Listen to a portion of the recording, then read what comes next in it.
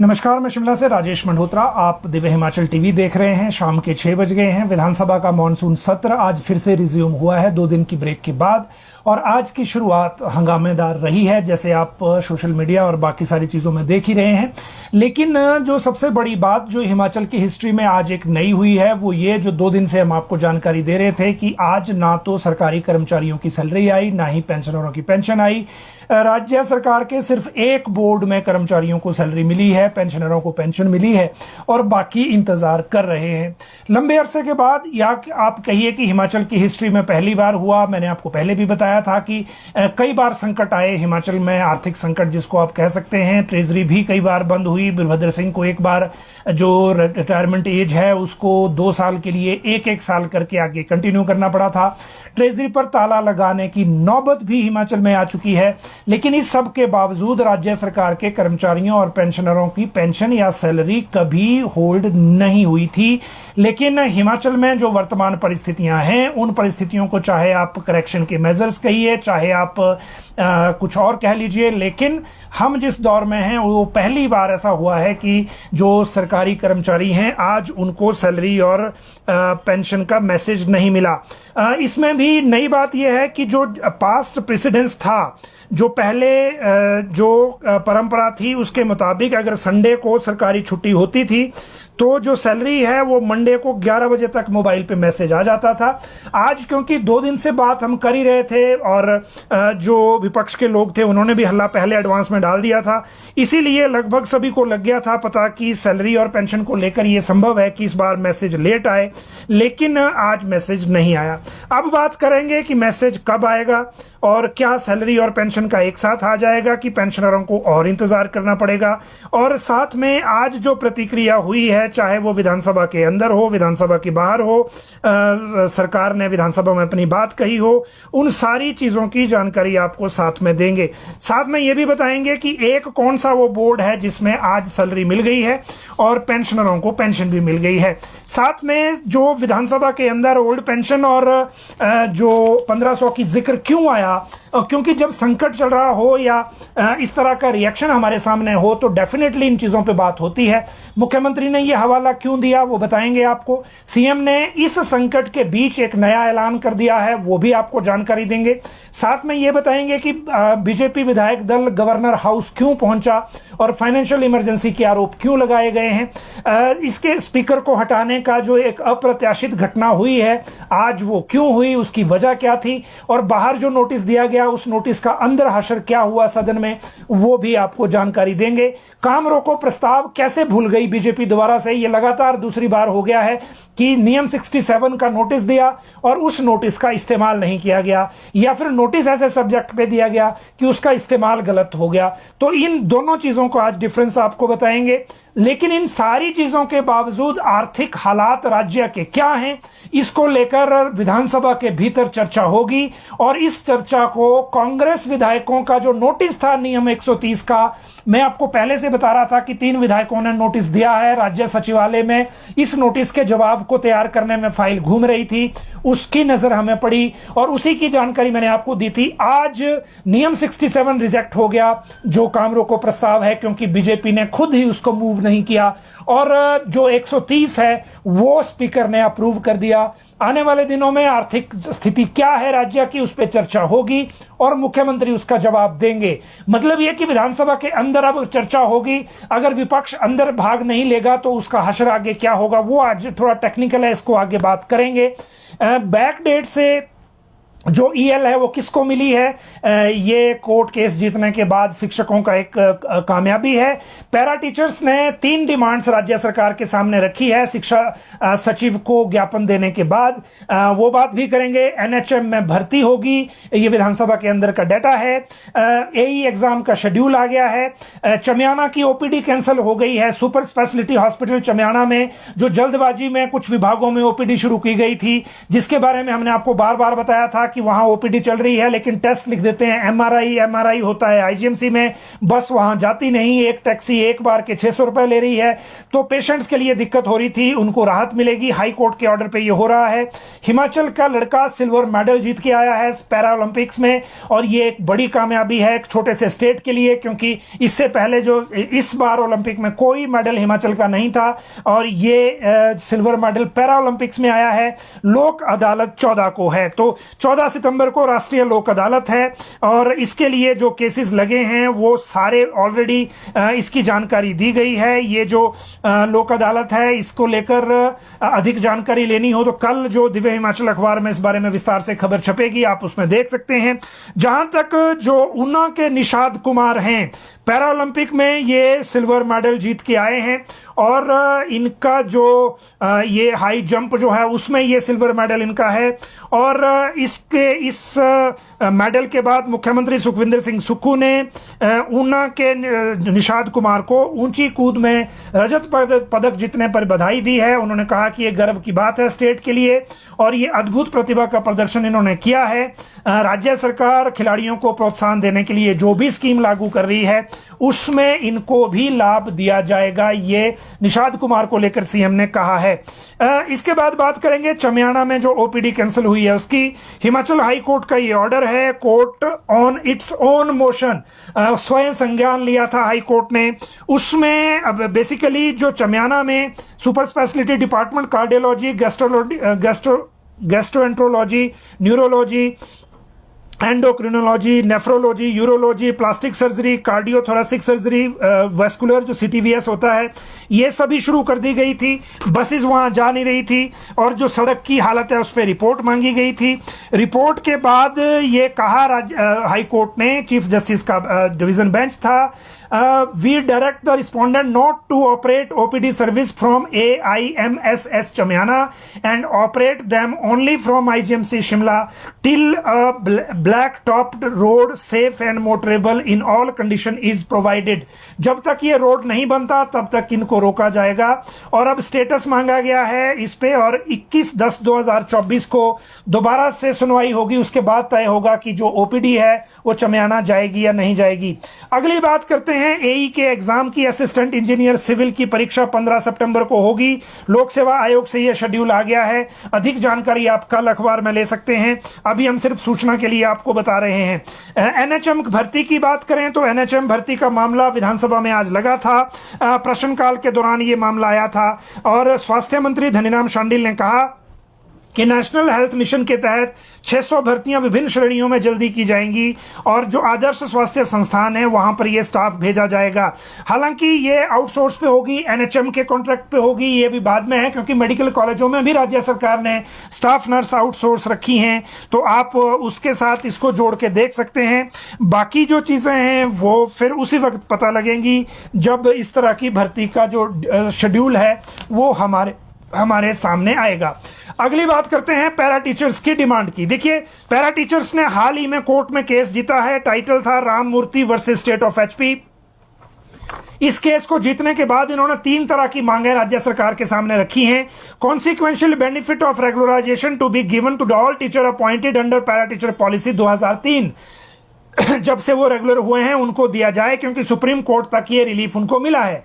Second point है the benefit of regularisation as per order oblique decision of honourable high court of HP. ये जो राम मूर्ति शर्मा वाले case में हुआ है वो।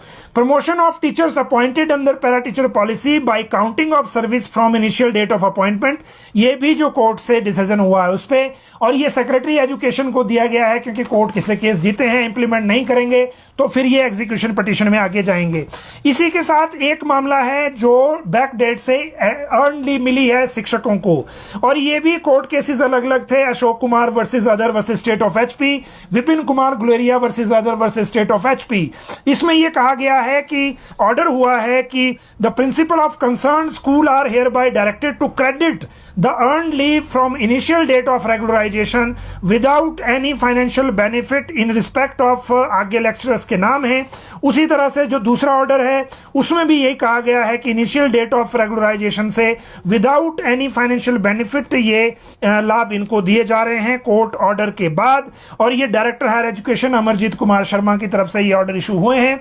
जो इन्होंने कोर्ट में लड़ाई जीती, उस लड़ाई के बाद ये बेनिफिट जो है इनको मिलने जा रहा है, ये एजुकेशन में हुआ है। इसके बाद अगली बात है, अब आर्थिक हालात पे चर्चा होगी। काम रोको प्रस्ताव कैसे भूल गए, स्पीकर को हटाने का नोटिस कैसे आया, और इन सारी चीजों के साथ पहले विधानसभा के अंदर की बात कर लेते हैं। उसके बाद पूरी तरह से सैलरी और पेंशन पे जाएंगे, जो हिमाचल के इतिहास में पहली बार आज हुआ है, जिसको लेकर हम बड़े दिनों से कह रहे थे कि ऐसा होगा, बड़े साल से कह रहे थे कि ऐसा होगा। राजनीतिक लोग भी कह रहे थे, अफसर भी कह रहे थे, लेकिन फाइनली वो जो घटना है वो हो गई, जिसमें एचआरटीसी और बिजली बोर्ड की तरह जहां पहले सैलरी डेफर होती थी, राज्य सरकार के कर्मचारियों और पेंशनरों को भी इसी तरह का झटका लगा है। लेकिन आज विधानसभा के अंदर की बात करते हैं पहले, और अंदर की बात इसलिए क्योंकि स्पीकर के खिलाफ हिमाचल विधानसभा में वर्तमान सरकार के दौरान पहली बार अविश्वास प्रस्ताव का नोटिस विधानसभा के अंदर आया है। और ये जो नोटिस है ये भाजपा के तरफ से विधानसभा के नियम 274 के तहत दिया गया। सदन शुरू होने से पहले भाजपा विधायकों की आज विधायक दल की बैठक 11 बजे जयराम ठाकुर ने बुलाई थी, 2 बजे से सेशन शुरू होना था। इस बैठक में कई तरह की चीजें तय हुई। इसी बैठक में तय हुआ कि नियम 67 यानी कि काम रोको प्रस्ताव दिया जाएगा, और काम रोको प्रस्ताव दिया जाएगा फाइनेंशियल इमरजेंसी को लेकर, क्योंकि हिमाचल में कर्मचारियों और पेंशनरों को जो सैलरी और पेंशन का मैसेज आज नहीं आया था, जो 11 बजे तक आना था। सेशन 2 बजे था, तो 2 बजे तक क्योंकि नहीं आया था, इसीलिए ये मोशन बनता था। 67 के तहत मोशन भी तय हुआ।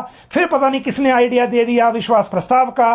फिर सदन शुरू होने से पहले भाजपा विधायक चले गए विधानसभा सचिव के पास, और उन्होंने कहा कि पिछले शुक्रवार को विधानसभा स्पीकर ने कांग्रेस नेता के तौर पर, विधायक के तौर पर एक पार्टी की बैठक में जो बयान दिया था भाजपा विधायकों के सर कलम करने वाला, उसके जवाब में जो विधानसभा के अंदर शुक्रवार को चर्चा हुई, इंद्रधर लखनपाल ने जब मेंशन किया, उसके जवाब में विधानसभा स्पीकर का जो रिएक्शन था मीडिया के साथ, वो मीडिया के प्रति भी गलत था, नेता प्रतिपक्ष के प्रति भी गलत था।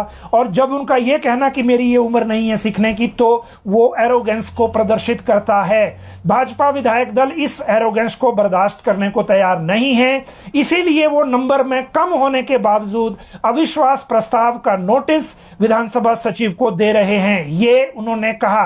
विधानसभा के अंदर आए, सदन शुरू हुआ, 2 बजे प्रश्नकाल होना था। उससे पहले विपिन परमार अपना ये मसला उठाने वाले थे, लेकिन स्पीकर ने अलाउ नहीं किया।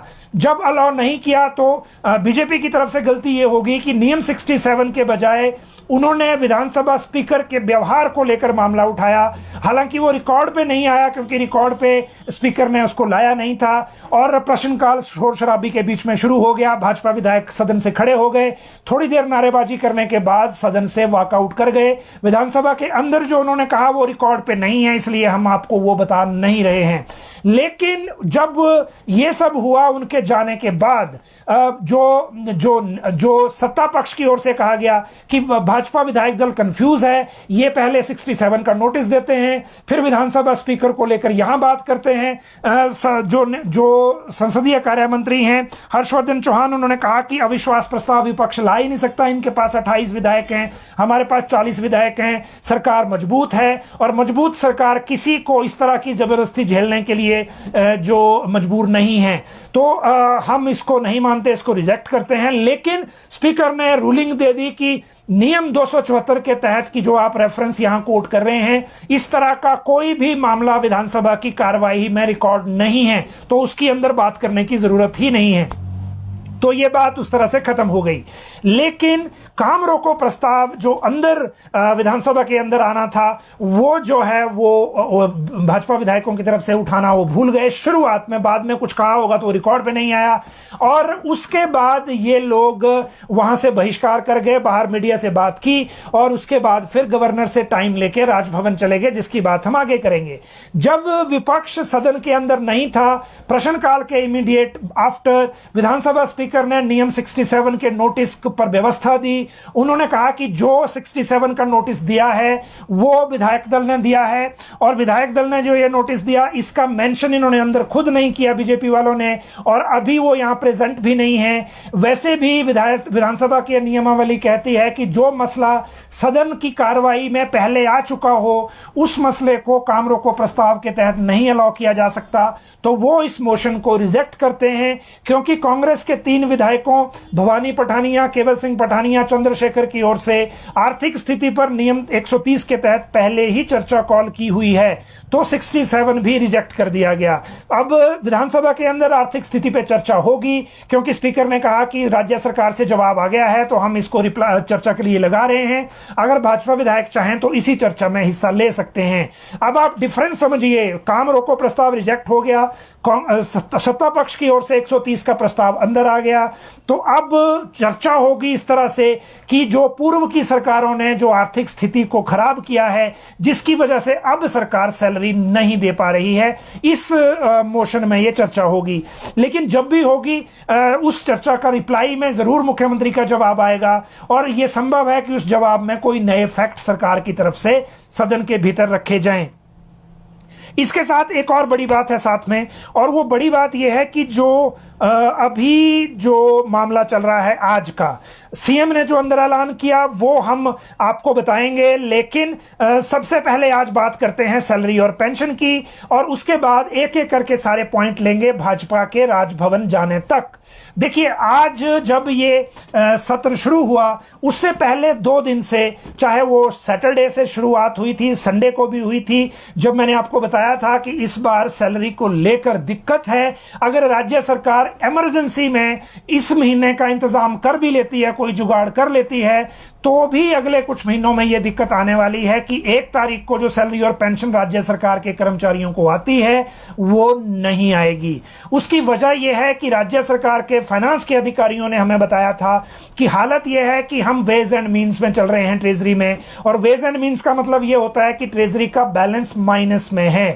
अगर यह स्थिति है तो अब आने वाले दिनों में सैलरी तभी मिलेगी जब ट्रेजरी में रिसीट आएगी। अगर रिसीट नहीं आएगी तो नहीं मिलेगी, आएगी तो बढ़ जाएगी। उसी तरह का पेंशन का होगा। कब आएगी ये मसला अलग है, और ये इसीलिए है क्योंकि अभी आज जो राज्य सरकार के कर्मचारी इंतजार करते रहे मोबाइल पर, उनको सैलरी का मैसेज नहीं आया। तो आज शाम तक नहीं आया तो मतलब कब आएगा? टेंटेटिव डेट अगर हम डिस्कस करें तो बात वहीं पहुंचती है, क्योंकि रेवेन्यू डेफिसिट ग्रांट 520 करोड़ की आनी है भारत सरकार से, और वो आएगी 6 तारीख के आसपास, 6 तारीख को पॉसिबिलिटी है। और जो बात कर रखी है फाइनेंस के अधिकारियों ने दिल्ली में, जो इंटरनल इनका अरेंजमेंट सिस्टम होता है उसके मुताबिक 5 या 6 को, 5 की रात को भी डल जाए या 6 को डल जाएगी। 750 करोड़ का ओवरड्राफ्ट बैलेंस ट्रेजरी का है, लिमिट है ओवरड्राफ्ट की, तो एटलीस्ट जो सैलरी का 1200 करोड़ का आसपास का खर्चा है वो 5 या 6 तारीख को निकल जाएगा। लेकिन पेंशनरों को फिर भी इंतजार करना पड़ सकता है। हालांकि राज्य सरकार अपनी रिसीट्स में कुछ कोशिश कर रही है। आज भी जब ये नोटिस दिया गया भाजपा की तरफ से, तो जो फाइनेंस के साथ साथ जो ट्रेजरी के अधिकारी हैं उनको भी विधानसभा बुलाया गया था। हालांकि फिर ये चर्चा भी हुई कि 2 बजे के आसपास सैलरी डाल दी जाएगी, मैसेज आ जाएगा, लेकिन पैसे के बिना कुछ नहीं होता। देखिए, इस दुनिया में हर चीज का विकल्प है, मनी का विकल्प सिर्फ मनी है, और जो काम पैसे से होगा वो सिर्फ पैसे से होना है। जब तक ट्रेजरी में पैसा नहीं आएगा तब तक आगे बढ़ेगा भी नहीं। ये कॉमन सा फॉर्मूला एक है, ये एक दिन होना था वो हो गया। अब जैसा कि एचआरटीसी और बिजली बोर्ड में होता था, उनके कर्मचारी तरसते थे, सरकारी वालों को सैलरी मिल जाती थी। अब धीरे धीरे सरकारी वालों को भी यही आदत पड़ जाएगी। मैं इसलिए ये बात कह रहा हूं क्योंकि हम अब एज अ स्टेट डिपेंडेंट हैं 16वें वित्त आयोग के अवार्ड के ऊपर, और 16वें वित्त आयोग का अवार्ड 2026 से चलेगा, और वो भी लगभग जुलाई के महीने से। इसीलिए तब तक क्या व्यवस्था रहती है, यदि भारत सरकार से बीबीएमबी एरियर या किसी और चीज में अनटाइड फंड राज्य सरकार को नहीं मिला, तो सैलरी और पेंशन का जो बैलेंस है वो ट्रेजरी के लिए मेंटेन करना मुश्किल है। हमारे पास लोन लिमिट नहीं है, लोन एक्स्ट्रा लेने की परमिशन नहीं है, ऑफ बजट लोनिंग करेंगे तो फिर केरल की तरह पेनल्टी लगेगी और जो चीजें चल रही हैं वो भी डिसरप्ट हो जाएंगी। तो इन सारी चीजों को देखते हुए आने वाले दिनों में जो चीजें किस तरह से रहेंगी वो वक्त बताएगा। लेकिन आज जो वेतन मिला है, देखिए ये भी एक बड़ी अजीब संयोग है। बिजली बोर्ड में जहां सैलरी को लेकर संकट रहता था और 2 या 3 तारीख के आसपास फिर दोबारा से हल्ला होता था, फिर कर्मचारी हल्ला करते थे, उनकी सैलरी और पेंशन आज मिल गई है। लेकिन राज्य सरकार के विभागों जो सरकारी कर्मचारी हैं उनकी सैलरी नहीं मिली है। सिर्फ बिजली बोर्ड में आप 30 से 40 के आसपास, 40,000 के आसपास ये पेंशनर कर्मचारी मिला के हैं। 200 या 220 करोड़ के आसपास का इनका खर्चा है, वो इनको सैलरी मिल गई है आज बिजली बोर्ड में। एचआरटीसी में भी सैलरी नहीं मिली और राज्य सरकार के जो कर्मचारी हैं, राज्य सरकार के जो विभाग हैं, उनमें भी सैलरी अभी तक नहीं मिली है। इंतजार आपको थोड़ा सा अभी और करना है, लेकिन आने वाले महीनों की जो बात है उसकी बात आगे करेंगे। आज विधानसभा के अंदर जब इस बारे में एक सवाल लगा तो मुख्यमंत्री ने कुछ चीजों को लेकर इनडायरेक्ट इसमें हिंट किए और उसी दौरान मुख्यमंत्री का एक ऐलान और था कि अगले 6 महीने तक जो बड़े फैसले हैं राज्य सरकार करेक्टिव मेजर्स के, वो फैसले लेते रहेगी। इस चीज को नोट करने की जरूरत है। देखिए सवाल लगा था शाहपुर के विधायक केवल सिंह पठानिया का बिजली सब्सिडी को लेकर जो डोमेस्टिक कंज्यूमर को दी जा रही थी। जवाब में मुख्यमंत्री ने कहा कि हिमाचल में पूर्व भाजपा सरकार ने जो हमारी फाइनेंशियल व्यवस्था है उसका बेड़ा गर्क कर दिया था और 14 तरह की सब्सिडी अलग अलग कैटेगरी में बिजली उपभोक्ताओं को दी जा रही थी, होटल से लेकर इंडस्ट्री से लेकर बाकी सारी चीजों में। और उस सब्सिडी का एक पार्ट जो था ऐसा था कि अगर किसी के घर में अगर वो 7 मीटर लगवा दे तो 125 यूनिट कर करके सारी बिजली फ्री हो जा रही थी। इसीलिए उनकी सरकार ने 1 फैमिली 1 मीटर लागू किया। उनकी सरकार ने अभी भी जो 125 यूनिट फ्री है उसको पूरी तरह विड्रॉ नहीं किया है, लेकिन आने वाले दिनों में स्टेज वाइज इसमें फैसला लेंगे। इंडस्ट्रियल सब्सिडी जो है बिजली की उसको भी पूरी तरह अभी वापस नहीं लिया है, उस पर आगे फैसला लेंगे। अगर पुराने भाजपा सरकार के दौरान के फैसलों को ही आगे नहीं बदला गया तो इस साल बिजली बोर्ड को 2200 करोड़ सब्सिडी राज्य सरकार को देनी पड़ेगी, जो संभव नहीं है। इसीलिए मुख्यमंत्री ने कहा कि हमने अगर ओल्ड पेंशन दी तो ओल्ड पेंशन के पीछे एक थॉट प्रोसेस था, क्योंकि उसका बर्डन अभी नहीं आ रहा है। दूसरा उन्होंने कहा कि हमने 1500 दिया तो आत्मनिर्भरता को लेकर है, उसके पीछे एक थॉट प्रोसेस है। लेकिन बीजेपी ने जो सब्सिडी दी वो सबको एक बराबर दे दी, अमीर को भी गरीब को भी। जो 2 करोड़ टैक्स भरता है उसको भी होटल की सब्सिडी मिल रही है, जो टैक्स नहीं भरता उसको भी मिल रही है। तो ये एक बात ये की है। तो अगले 6 महीने में कड़े फैसले होते रहेंगे अर्थव्यवस्था में सुधार के लिए, ये मुख्यमंत्री ने आज कहा है विधानसभा के अंदर। और ये आज के सिनेरियो में जिस हालात से हम गुजर रहे हैं उस सिनेरियो में ये अपने आप में बड़ी बात है। दूसरी बात, जो आपदा प्रबंधन का रिप्लाई था उसमें यह जवाब दिया गया है सरकार की तरफ से कि एसडीआरएफ में अभी सिर्फ 129 लोग हैं, इसमें होमगार्डों को भर्ती करेंगे, उनको प्रशिक्षण देंगे और आपदा राहत मित्र पंचायत में 10 वॉलंटियर तैयार करेंगे। पंचायत घर में उपकरण रखे जाएंगे ताकि तुरंत राहत जो है लोगों को मिल सके। मुख्यमंत्री ने यह भी कहा कि विपक्ष ने दिमागी संतुलन खो दिया है, वैसे इसका रिप्लाई आप जो राजस्व मंत्री हैं उन्होंने भी दिया था। 150 करोड़ खर्च किए, हमारे जयचंदों का भी आशीर्वाद मिला लेकिन कामयाब नहीं हो पाए।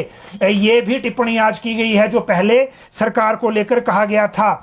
लेकिन इस सारे ऐलान के बीच जो बीजेपी है आज वो राजभवन पहुंची है विधानसभा के अंदर, क्योंकि नियम 67 का जो बीजेपी करना चाहती थी वो हुआ नहीं और जो वॉकआउट कर दिया था उसके बाद सदन के अंदर गए नहीं और जो उसके बाद चले गए राजभवन। और राजभवन में मुख्य जो गवर्नर हैं उनको ज्ञापन दिया और कहा कि हिमाचल की आर्थिक स्थिति इतनी खराब हो गई है कि आर्थिक आपातकाल लगा हुआ है, उसके हालात पैदा हो गए हैं। राज्यपाल को विधानसभा अध्यक्ष के तानाशाही पूर्ण रवैये के खिलाफ भी ज्ञापन दिया गया और यह भी कहा गया कि 67 को एक्सेप्ट नहीं किया गया क्योंकि राज्य सरकार इसको फेस नहीं करना चाहती। ये जो वर्तमान परिस्थितियों को देखते हुए, विशेषकर आर्थिक स्थिति को देखते हुए राज्यपाल राज्य सरकार को लेकर उचित कार्रवाई करें, ये डिमांड इस ज्ञापन में की गई है।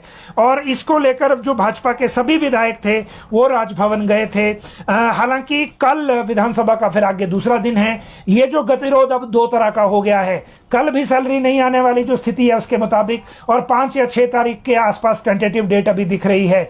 दो तरह के गतिरोध हाउस से पहले शुरू हो गए हैं। पहला है स्पीकर को लेकर और दूसरा है सैलरी पेंशन को लेकर। अब कल विपक्ष क्या करता है वो कल पता चलेगा, और इसके लिए हमें अभी और इंतजार उस तरह से करना पड़ेगा। लेकिन राज्य सरकार के जो कर्मचारी और पेंशनर हैं उनको अभी थोड़ा सा और इंतजार करना पड़ेगा। आज बिजली बोर्ड के कर्मचारी जरूर थोड़ा किस्मत वाले निकले हैं जिनको आज ही सैलरी और पेंशन मिल गई है। तो ये जो प्रमुख मामले हैं हमारे सामने अभी तक के, जो आज की स्थिति विधानसभा के अंदर, विधानसभा के बाहर जो चल रही थी उसको लेकर उसकी जानकारी हमने आपको दी। और जो बाकी जो आज की क्वेरीज आपकी रहने वाली होती हैं वो मैक्सिमम अनुबंध कर्मचारियों की बात हो रही होती है, या फिर जो भूतपूर्व सैनिकों के आश्रितों को अपॉइंटमेंट अभी तक नहीं मिली है। इन दोनों मसलों को हम कल भी बात कर चुके हैं। पेंडिंग रिजल्ट जो है डिस्पेंसर फार्मासिस्ट 967, 980 भी इसमें आगे है। इन सारी चीजों को लेकर सवाल होते रहेंगे, लेकिन ये विधानसभा का सत्र है। विधानसभा के सत्र के बीच में अभी कैबिनेट एक होनी है। कैबिनेट के साथ फिर बाद में कैबिनेट सब कमेटी की बैठक अभी जो ये विजिलेंस जांच में फंसे हुए मामले हैं इनको लेकर अभी नहीं हो रही। जब होगी तभी हम इसके बारे में बात कर पाएंगे। और जो बाकी मामले हैं वो अभी स्पेसिफिक हैं विधानसभा सत्र को लेकर, और विधानसभा सत्र स्पेसिफिक जो मामले हैं उन्हीं के बारे में अभी हम बात कर पाएंगे। आज का जो सेशन था उसकी अपडेट हमने आपको दे दी। कल इस गतिरोध को लेकर क्या अपडेट आती है उस अपडेट की बात आपके साथ कल करेंगे। आप सब लोग लाइव जुड़े, बहुत बहुत शुक्रिया।